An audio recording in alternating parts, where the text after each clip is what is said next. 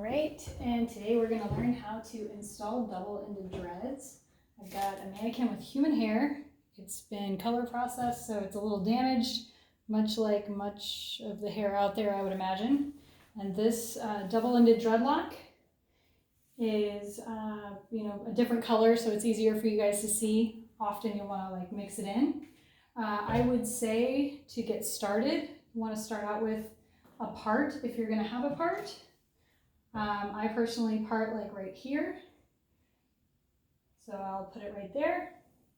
And once you've got your part, you need to decide if you're going to have any hair left out. I do that. So again, I'm going to part it again, usually right down to the ear.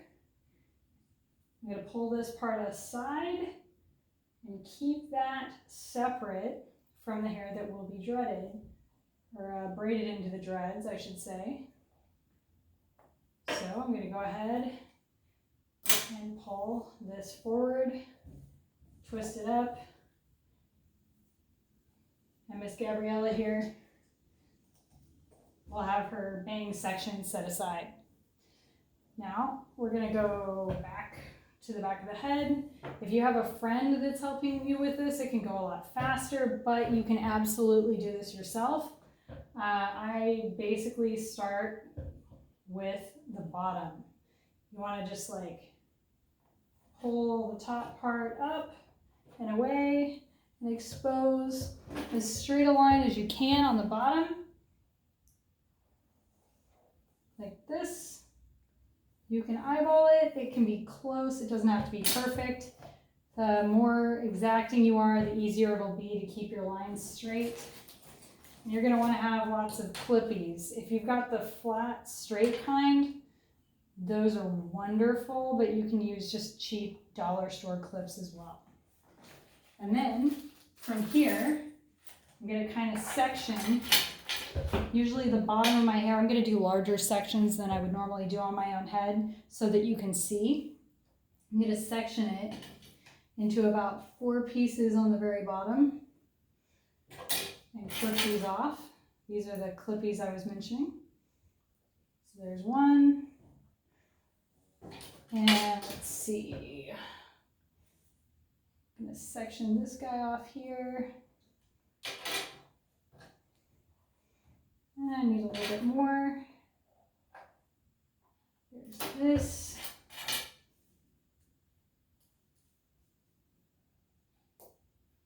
And then we're left with this guy here in the middle. We'll section that in half.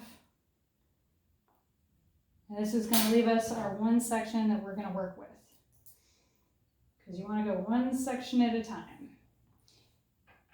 All right, and now we're going to do some close-ups so you can actually see what we're going to do and how to attach the dreads.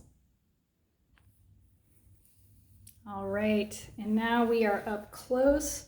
I'm going to take this section, just pull it in half with my fingers. You don't have to do anything super crazy fancy. Pull it in 2. I'm going to find the center of my dreadlock, hold that part right where I want it to attach, and then I'm just going to kind of throw the upper part right up over the head. Why is so that I don't have to be crazy about trying to hold it super tight. So I've clipped it in place. That's going to make it way easier because what we're going to do is we are going to braid down from this section here. You do want to use rubber bands. This is a brand that'll work great. You want to do rubber, not plastic if possible, for yourself. They also come in kind of like a mauve-y auburn color and black. The black ones I've already got open, so that's what I'm going to use, these little guys. So we've got our sections. We know exactly what we're going to braid. We've got it split. We've got it secured. And here, we're going to really twist it tight and loop it as tight as we can right there. And then, honestly, with this short of hair, just braid it straight down like 2 pieces of a braid. Now remember, this section of hair is a little bit bigger than what I would probably do on my own head, but it is what it is.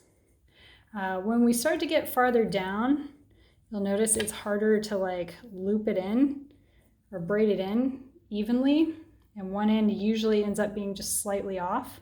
So at this point, usually I take the hair, it's usually easier to do whenever it's shorter, thinner sections, and I just kind of spin it around and wrap it around the dreadlock all together.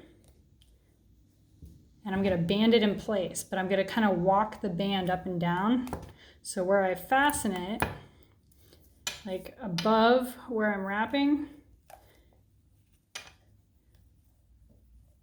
I'm going to fasten it there and then like kind of pull it down so it's fastened in more than just that one little spot. In fact, often I do multiple rubber bands to hold it nice and secure. But this is how you install double-ended dreadlocks on decently short hair. There we go. So as you can see, it's secured.